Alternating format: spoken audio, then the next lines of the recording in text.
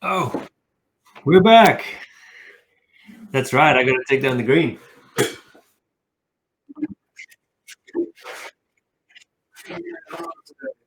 Give me 1 second here while we do this. Yeah.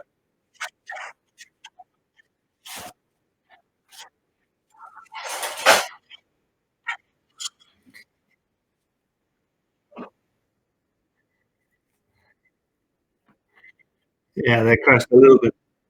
A little bit. Right. I got to take down the green.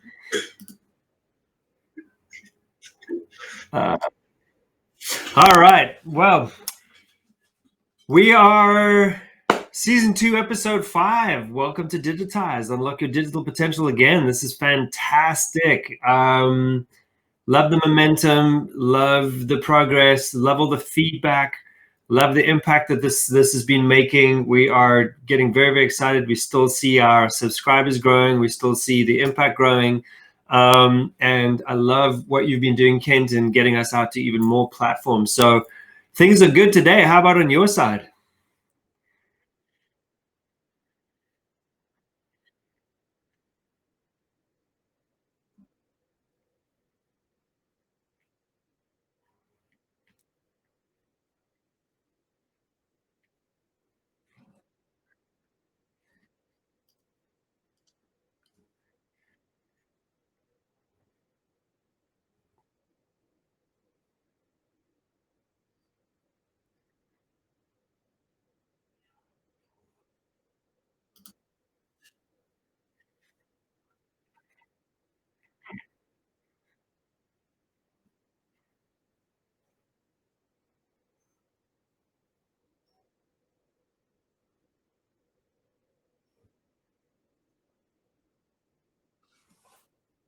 Mhm.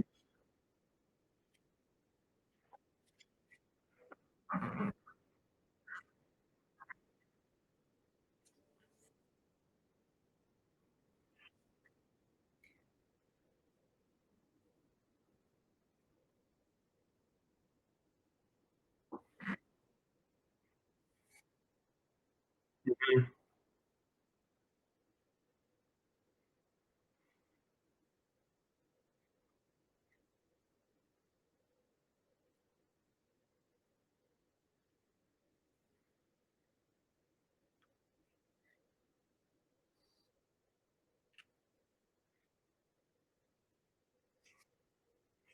Mhm.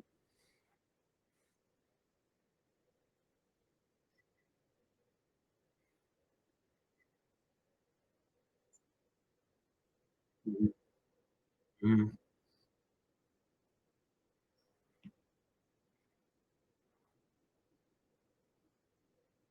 Mhm. Mhm. That's right.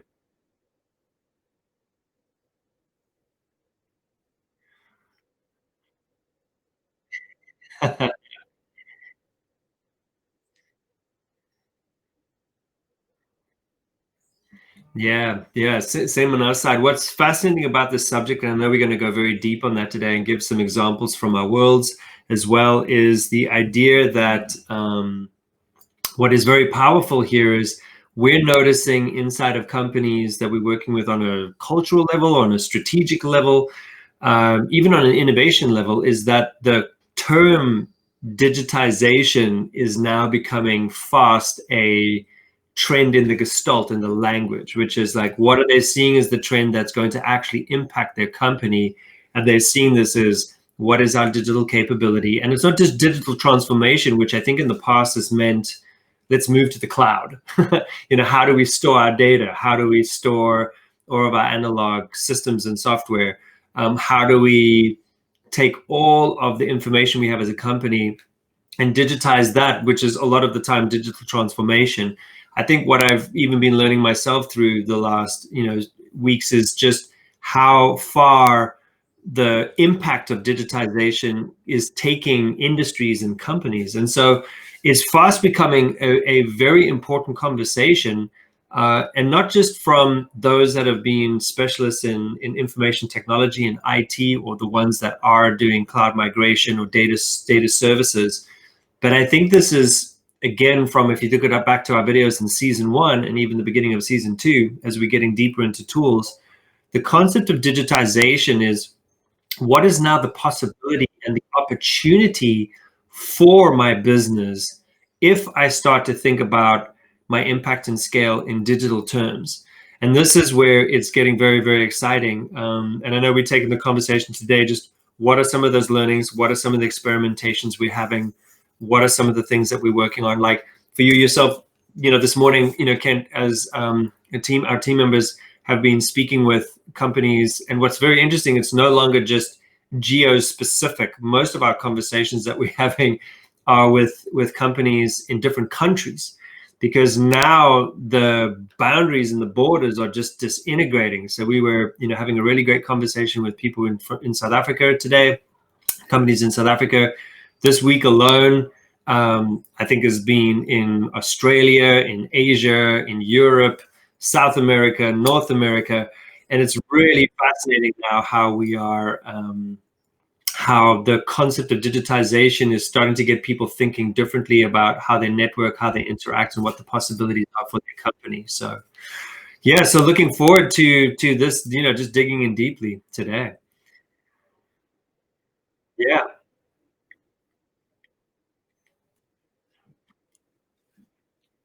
Oh,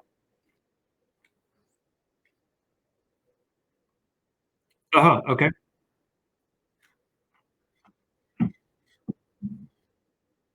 All right, because I hear you great myself, but I'm the lucky one. I guess we're plugged in through the studio, so let's see if we'll get a quick response. Well, all right, so I'll carry it. Well, Kenton, you get to watch this in real time, so we got two conversations going on. Think of this as like back in the day, if you're one of those people that has all your television channels running at the same time, right? Where you've got multiple TVs, you've got the news and the sport and your favorite show all running at the same time. If you ever think of the sci-fi one, so you can watch Kent doing problem solving in the one screen, and then I'll get into this in the other screen.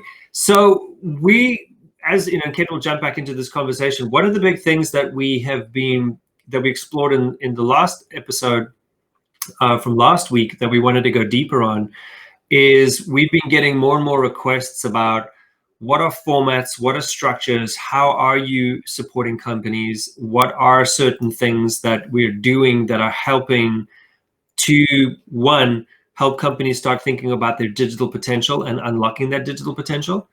And then the second is, what are some of those strategies and tools and techniques? And so what I wanted to start off today is just to share with you is that most of the time when companies approach us with, where, let's just say 4 or 5 months ago, there was a whole pipeline worth of projects and strategies and things that companies were going to do, but they were very much reliant on bringing people and gathering in large groups, working in person to solve things.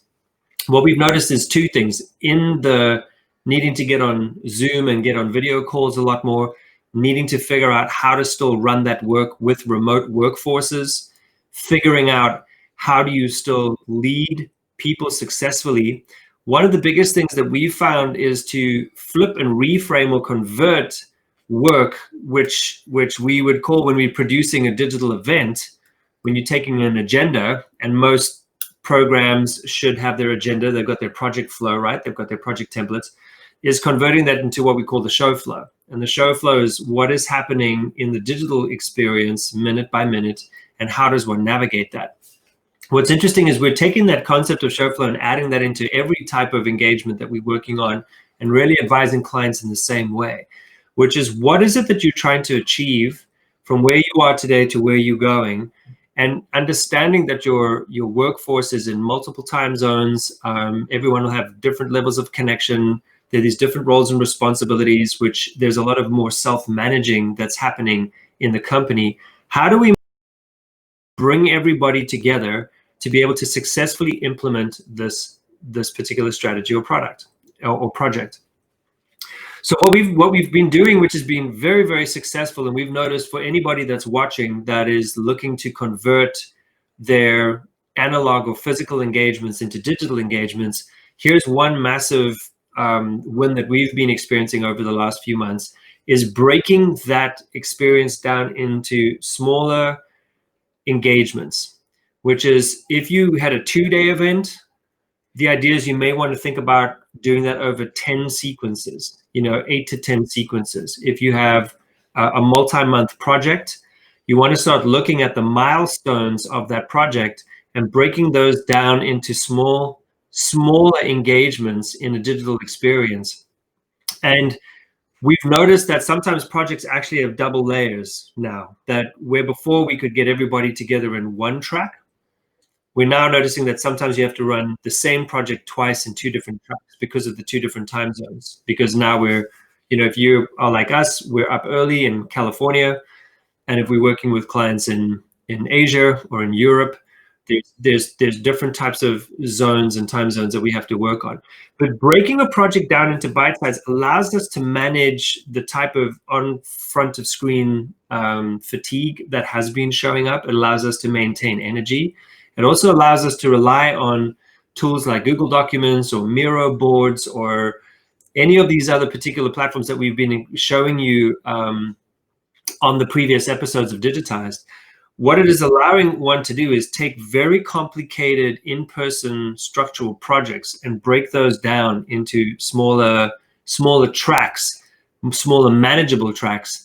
When you are able to break them down into smaller manageable tracks, there's a couple of things that we've learned straight out the gate that are making projects even more efficient and more successful. One is we have to shorten the feedback loop. Shortening the feedback loop allows us to actually address any concerns or fast advance any critical decisions we need to make quicker.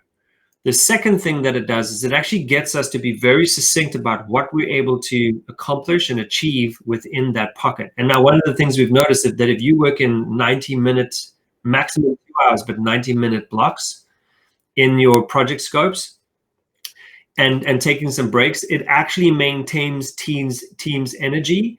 But what it also does, it allows us to structure how we make decisions and how we get more efficient in doing the work. And so if you start compounding those things, which is take a massive project, break it down into bite-sized modules, those modules are under a time limit. Each of those modules have a very strong decision-making agenda or show flow going in, some very strong objectives that you have to finish and align with before you log out of this screen. What you'll notice is that it actually makes for much more efficient projects. So for us, in terms of converting our in-person programs and in-person strategy or cultural engagements, and for anybody else that's watching this, that's working on this, we have noticed that we've been able to optimize past project work and actually create better results, more efficient outcomes, and actually get the work through quicker. And what that allows us to do is actually bring more people to the project because we can have smaller pocketed meetings. And because we're virtual and we're digital, we can also invite people to come and watch, learn, participate, interact, because it's all being caught digitally or it's being recorded, which means you're able to circulate it to others to keep people on the journey. So it's one huge advantage of moving to your mindset and your company's mindset to a digitization of your project work. As things open up and we go back to work, one of the things that we're going to constantly be advising our clients on is that I think that what we have to figure out now is that we have a massive set of tools available to us to be able to do in-person work, but also to optimize our efficiency between our in-person engagements. And if we don't go back, for some companies who are considering not going back to in-person at all and staying digital, the biggest tip that we can give you is take your most complex project, break that down into its most critical key decision-making moments, package each of those up into bite-sized engagements, link those in the show flow. What you're going to end up getting is a way more exponential result, but also more impact for your company. Kent, are you here? Are you live? Are you back? I am here in video, and we're trying to see if audio feed is on. You can hear me, correct? I can hear you, yes. Yeah. And so this has been an interesting one. Having just done a live show right before, that worked fine. And then coming into this one and it not working fine is super awesome. But yeah. Nothing in the CIM where it's just one of those unmute Kent buttons. Yeah, I don't know. Um, yeah, those are different parts of the universe, basically. So I'm getting, oh great. So I just got positive feedback. I am back on live. Everybody, the audio quality may not be as 100% because I'm actually feeding the microphone in from my Logitech Brio camera. So, but hey, whatever, we're on. I actually wanted to answer. I was listening at the same time while I was trying to do all that. And one of the crazy things we're seeing that I would like to call out is that we're seeing companies do something really disturbing. They're actually retreating back. They're kind of going into their shell like a turtle might if it wanted to hide, and they're saying, "We'll wait.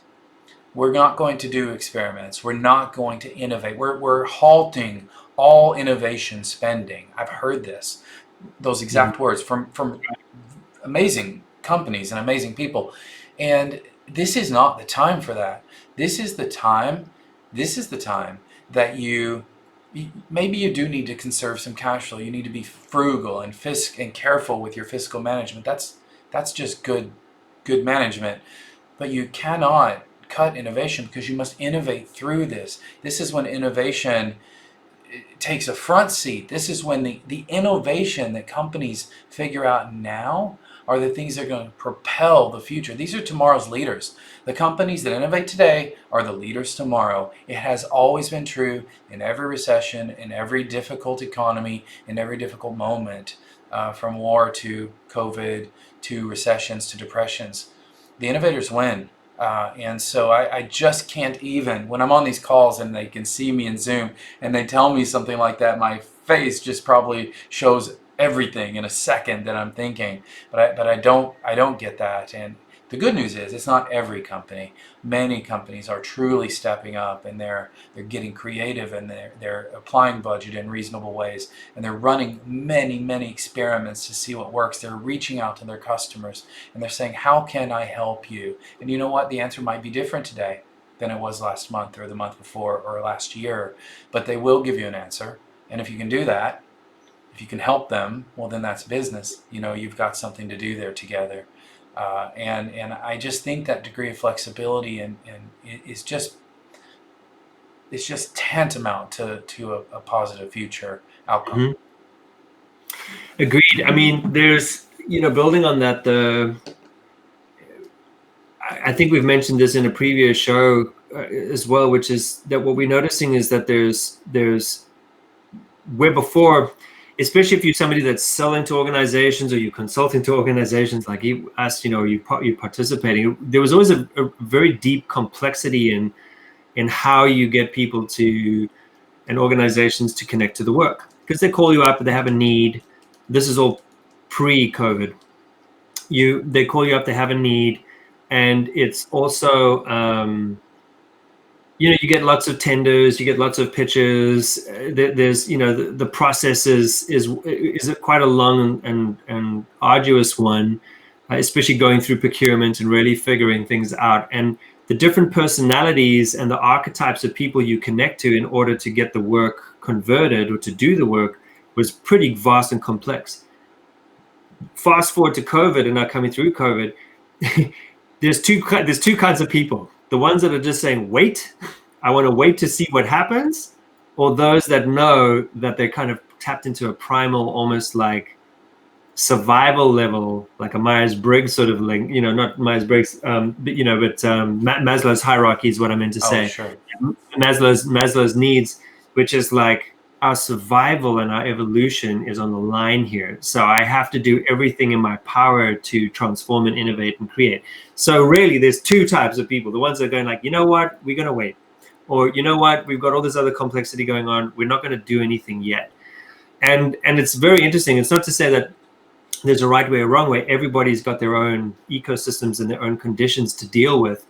What we are noticing, though, fundamentally, is that the opportunity cost long term for doing nothing right now is far greater. Like, you will lose that opportunity cost in the long run if you don't act now. The ones that are acting now are actually increasing their probability of success. The ones that are waiting for too long are decreasing their probability of success, because things are moving so fast and innovation is happening all around us, whether we like it or not, because it's a forcing function, that if you're not intentionally leaning into that and figuring out what that future is and what that future self is and what the future version of your company is coming out of this, and innovating towards that, or creating or strategizing towards that, the gap between those that are doing and those that are not doing is going to be massive by the time whatever the new normal is, or whatever the calibration is, or whatever the equilibrium is coming out of this. And so for anybody watching this and paying attention to this stuff, is especially from a digitization lens, to unlock your potential, whether it's your digital potential or the new version of your potential, I would act now. And even if you don't know how to do that, if it's like, hey, Ken, Kyle, digitize, we don't know what to do, we don't know where to start, that's okay, because most people don't. What I think where they're winning is just by starting the conversation. What does the future look like? Where do we think this is going? What are the trends of impact that we believe could be influencing our business? What's happening in the world around us? How is that going to affect us? Having those conversations, networking, connecting, speaking to your ecosystem, connecting to your employees and teams, connecting to your partners, that will automatically start getting you fired up, because you will see the opportunities as soon as you start to have the conversations about searching for opportunities. If you're not having the conversation about searching for opportunities, they're not just going to come knocking on your door right now and saying, hey, I know you're waiting, but I'm right here. You have to actively go out and hunt for them. Kent, any thoughts on that? Well, yeah, it occurred to me as you were talking, we talk all the time about unlocking your digital potential. Well, you can't unlock anything if you don't turn the key. So get in there and do that. And I was just reminded, with that thought, I reminded myself of something I shared with one of our producers, Lena. I found a video online by Jason Silva that was sent to me by a member of a community of 5,200 professionals that want to change the entire world and transform the world for a better future. That's the Open EXO community. But I had sent this video to Lena because I was pretty moved by it, and I sent it to other members of the team. But Jason Silva has been involved in one of our event series, the EXO World Event Series, and he's been doing some great things there, helping us out. But boy, did he blow it out of the water with this last video. So I'm going to post this video link in our YouTube chat so people can go there and have a watch of this thing. It's very powerful. I think at the heart of it is effectively what you just said, Kyle, and what we've been saying. We say all the time, just go. Right? We have a strict no waiting policy. You have to do something. You may mess it up. You may not get it right, but just do something. And that's what Jason's saying. That's what you're saying. That's what the whole EXO World Event Series is saying. That's what Digitize is about. And as that thought I just had, I mean, just put the key in the lock and turn it, and you unlock it and you get going. I just can't say enough about that. I quote it as a quote. So yeah, you can't unlock anything if you don't turn the key. Let's I have to share this other one. I'm sorry, I have to share this other one. It's in the video, okay? And he says, this is a quote by Vladimir Ilyich Lenin. There are decades when nothing happens, and there are weeks when decades happen. I love that. Oh my God, right? I mean, and that's all credit to Jason for surfacing that and putting it in his video. Just outstanding. Yeah, that is true. I posted something this week, as I've been, especially through this time over the last several months, I've been looking to put up new content every week, which is just meant to be thought-provoking and inspiring leadership, especially in what we do, Kent, with our with EXO and with Be Courageous and with Digitized, and really helping clients, tap into, unlock that potential inside of them and be empowered through technology, is that what we've been noticing, not only through this time, but through our career of facilitating organizations, is that there are four different types of people. There are four ways that people show up to tackle problems in front of them. And the first type of person just doesn't see the problem at all, which is they just don't see the opportunity, they don't see the problem. They've just been so wired in the way that they exist to approach something in a certain way that the world could be burning around them to some degree, and they just don't see it as a problem. It's a fascinating skill, but it's also one that can hurt down the long time, right? Because they're just so convinced that what they have been doing is always going to be the way it's going to be. So they just don't see the problem. The second person is the type of person is the one that sees the problem around them. And there's a lot that's been going on, and there's a lot being addressed in the world right now about this. They see the problem and do nothing about it. They have the power to implement, they maybe even first to see it, they've got an opportunity to take advantage of it, but they just don't. Again, they may be in legacy, they may be very fixed, they may just not see the advantage in it, or they see the problem and they just go, it's not my problem. It isn't mine. I don't have to do anything about it. I'm just going to work on my own stuff. The third type of person is the one that actually sees the problems and then wants to push to solve it, like that wants to go and solve it straight away. And those obviously are the folk where you can see that get the most strategic advantage, because they're recognizing what shows up and they're pushing forward to get those solutions. And then, and of course, they're the ones that generally thrive the most and have the most advantage. But then there's a fourth that we're noticing, and this is where the gap is growing between those that do and those that don't, is the fourth type of person we've noticed when it comes to facing challenges and problems is the one that anticipates the problem long before it's even shown up and starts solving for the anticipated problem, not just when the problem shows up. That are the ones that are just winning and thriving. And there's several companies right now that you can see during this time that have just exponentially increased their wealth or their scale. It's because they've been planning and preparing for this. They're living 6 quarters into the future. They're constantly thinking, where's this going? Where's this going after this? Where's this going after this? Like the way that lawyers protect patent methodology, or the way that really great innovators are disrupting through sequences. Where is this going? Where is this converging to? So I always put this back on people, which is which category do you fall in for yourself? Which type of problem solver are you? Do you just not really see many problems around you? Are you the one that sees problems but doesn't act on them? Are you the one that sees them and acts on them? Or are you the one that anticipates what could be showing up and starts solving into it, which is actually where that could advance all of us forward? So any thoughts around that, Ken? Have you given names to those 4 categories?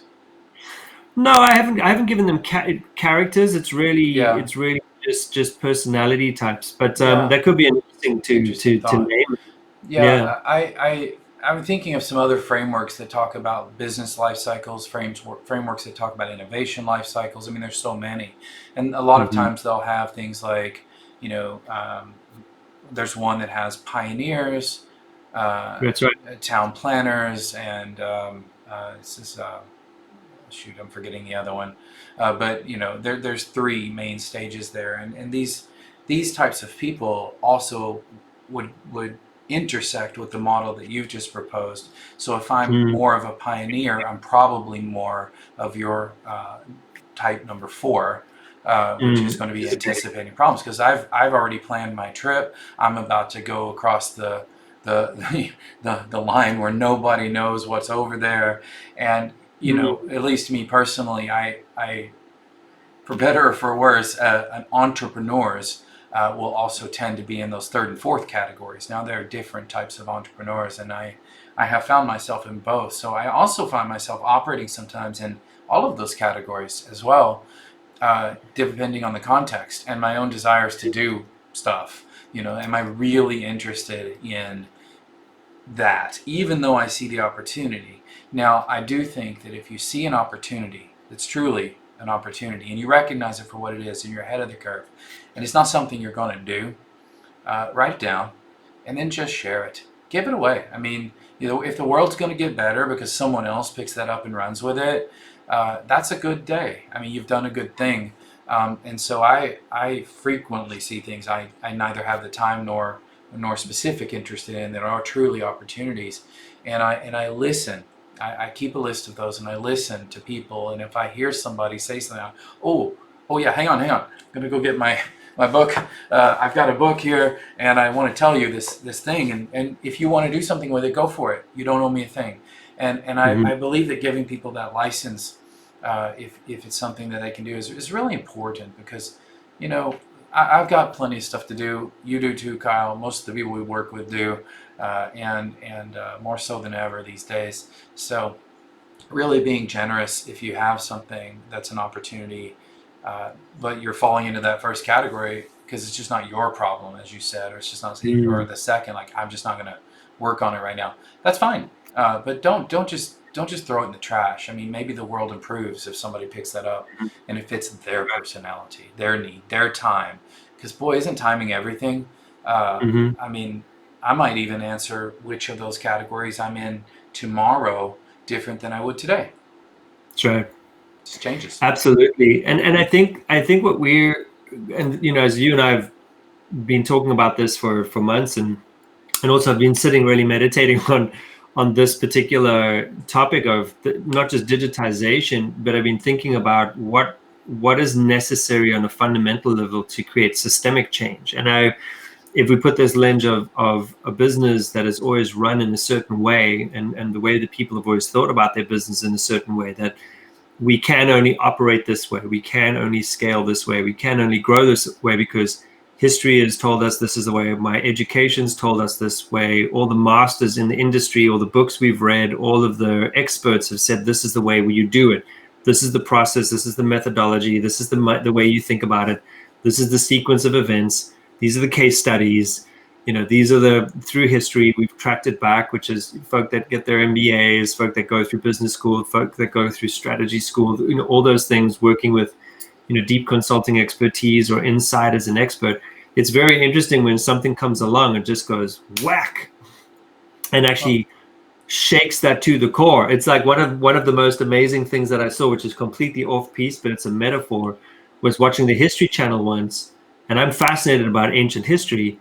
And one of the things that I think is an ongoing ancient history saga is the information about the pyramids and Egypt and ancient Egyptians, right? And there was all these history books and encyclopedias and just all this history that has been printed and has been taught at some of the greatest institutions around the world.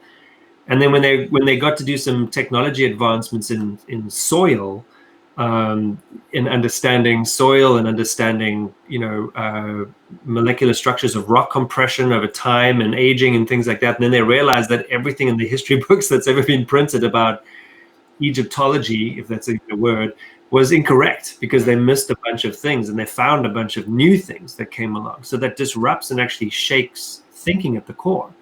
And I think what's happening, this concept of digitizing business, is one of those things that is rocking business at its core. It's rocking it at its core. And the forcing function for all of us to actually be forced into experimenting with this as an idea over the last several months is changing the way that every business is thinking about the future of their business. And so again, it goes back to one of those things, which is whatever those constructs are, those terms are you a pioneer? Are you a laggard? Are you hesitant? Are you proactive? I would say that it should be at your core, it should be your intention to constantly, on a daily basis, be building a relationship with your future. You're building a relationship with your future as an individual, building a relationship as a future as a leader, as a parent, if you're a parent, as somebody who's participating in an organization, as somebody contributing to our society. Like, we should be thinking about always not necessarily missing the moment of today, but always understanding the decisions that I make today should be towards a future version of myself that I'm really looking to live into. And I think when you do that, you will start to look at the world as an abundant suite of opportunities rather than things that you have to kind of wait to figure out what they are. Any thoughts around that, Ken? Oh, that's too many shows worth. I think that I was referencing a framework earlier. I want to give that credit. Simon Wardley has created something called Wardley Maps, and he has pioneers, settlers, and town planners. And I'll That's post right. a link in the YouTube show notes to his book, which he also put on Medium for free. He wrote the whole book as a series of Medium articles. It's totally free, and it's a very fine example of how sharing really valuable information can lead to wonderful business. He's done quite well with that. And he's a fascinating character as well. I've known him for quite a few years. The other thing, is this concept of disruption, being disruptive. People are somehow surprised that disruption is disruptive. I was like, well, by its very nature and its name, it is going to be disruptive. You cannot predict major disruption. You can anticipate, to the earlier point, how you might deal with it's disaster recovery, business continuity. There's a whole practice around being ready for disruption. Okay, Netflix is one of those companies who took a massive lead in that space in cloud computing many years ago, and my good friend Adrian Cockcroft was the guy who architected a lot of that. They built something called the Chaos Monkey, and the Chaos Monkey is literally a piece of software that kind of goes rogue. It's like an agent that runs around your network and turns stuff off, and you have no idea what it's going to turn off next. And so they simulated disruption in order to harden their systems to improve their capability to provide business continuity in the face of disaster, and then recover from those disasters and automate and automate and automate. And so when you are watching Netflix today, you are reaping the benefit of that. It almost never goes down. There's a very good reason for that. It has even taken, what is the increase in their volume of streaming because of the COVID-19 stay-at-home quarantining? I can't even imagine. It's just got to be outrageous. The reason that works today is because they did those plans over a decade ago. They were ready, and that's insane, right? When you think about that level of your fourth class, right, of people or company, and it applies to both. They're just ready because they simulated chaos all along the way. Simulating chaos. Super interesting. Super interesting. Yeah. Yeah. a moment of mindfulness. Yes. No, what I really like about these conversations is as we're because so much of this is like unscripted between us as well. We have the topics we want to talk about, but it's unscripted what shows up. And again, if anyone's watching, if you've got questions, if you've got connections that you're making, if there's quotes, inspiring quotes, if there's inspiring authors, if there's things that you are reading right now or connecting to right now, please put those in the comments. Which platforms are we on today, Kent? We've just been on YouTube for the start. I was kind of looking for a little break where we might go live briefly on Facebook and Periscope. We will not go live on Twitch today. I have to rework that feed. But I think what I'll do is, why don't I just go ahead and take us live on Facebook, and as we go into our summary period for today's show, we can let people know where the main show is, and also offer up anything over there onto those channels that we might want to. So let me do that real quick and see what happens.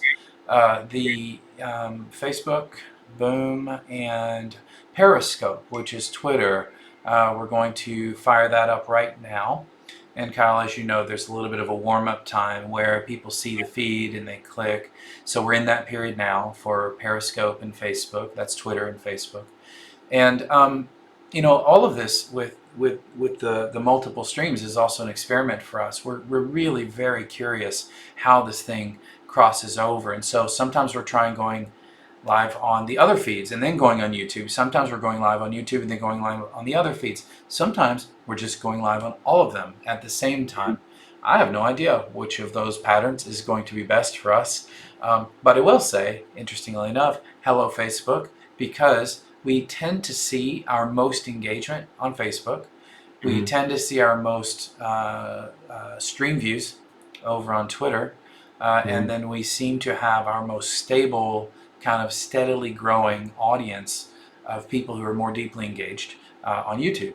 So each of them has their place, and if you're on one of these channels right now, if you're seeing us on Facebook or on Twitter or on YouTube, whatever the button is for liking or subscribing or sharing, please do. Cal and I are working hard every week to try to make this go and go out there and help digitize people. And those things really help us because it helps us get the message out a little bit further each time. So really greatly appreciative of all of those likes and subscribes.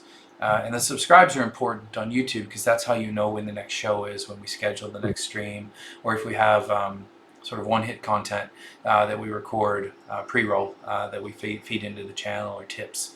So yeah, that's kind of all that, Kyle. Thanks for asking. I was looking for an opportunity to fire these other channels up and say hi to everybody in all of our different venues. And what's so great about this is that what we're experiencing, what you're experiencing through the growth of this, is it wasn't that we started with all these ideas in mind. What's happening is every week, as we're learning, as we're interacting with our clients, as we're interacting with the audience and the folk that are subscribing and that are commenting and sharing and giving us feedback, we're adapting and we're growing. And so this is a very interesting thing where we are even digitizing our own digital show. And now it's scaling to all these different platforms simultaneously, which is really still something to wrap the head around, which is that you can be in not just in one destination, but you can be in so many destinations live at the same time. So based on those audiences and the preferences about where you seek your information, the type of community you love to be around, the people that really get you. So Twitch is a community that was, forged out of a certain kind of community of people that were coming together out of gaming and really watching each other and learning from each other. Twitter, everybody knows, Twitter is really around those short information pieces. Facebook is a big social network, really connects us together. YouTube about content. So there's these different audiences and we use these different platforms for different things, but there is a convergence happening, which is amazing, which is that you can go live and you can connect to all these different audiences and they will respond through those lenses in different ways. The feedback that we get from each of those communities is different. They ask different questions. They want to engage differently. So what you're experiencing right now is us digitized, which is getting that content out there. And what's fascinating for us, for anybody watching, we do like to go back and tell the story, is that this all started with Kent and I meeting on stages, traveling around the world together, meeting on stages, keynoting to larger Fortune companies, audiences, thousands and thousands and thousands of people.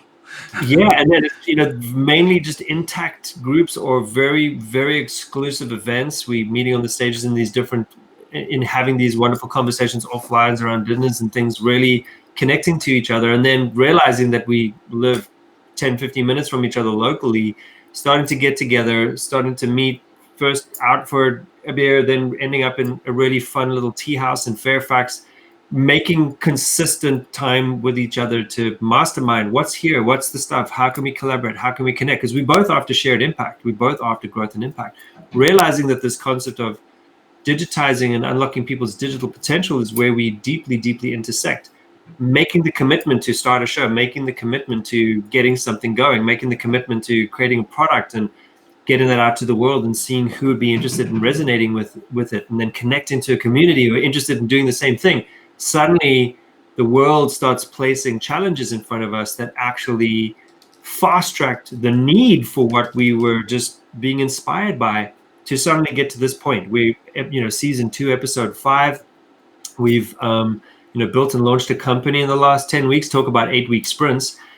We've been servicing different platforms and different clients in new ways, and we're bringing that entire journey out here, and it's not scripted. We're figuring it out as we go along, but most of it from the very get-go, Kent and I were saying, what if we were just transparent with what it takes from our side to get things done? What if we just talked about the journey every step along the way, maybe that one listener on any of these platforms would be inspired to take action on the idea that they've been waiting on.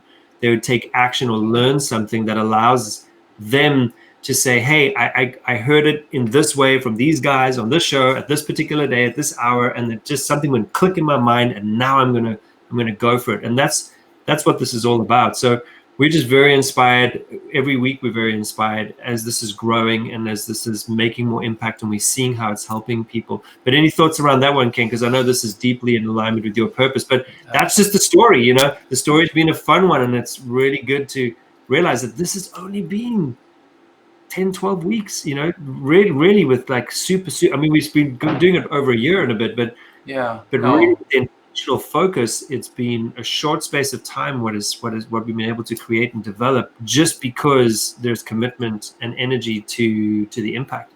Well, I think the one thing that I would say along those lines is it's all about leverage, right? So if we were to go back somehow and figure out how to add up total audience in terms of discrete views on a just specific show.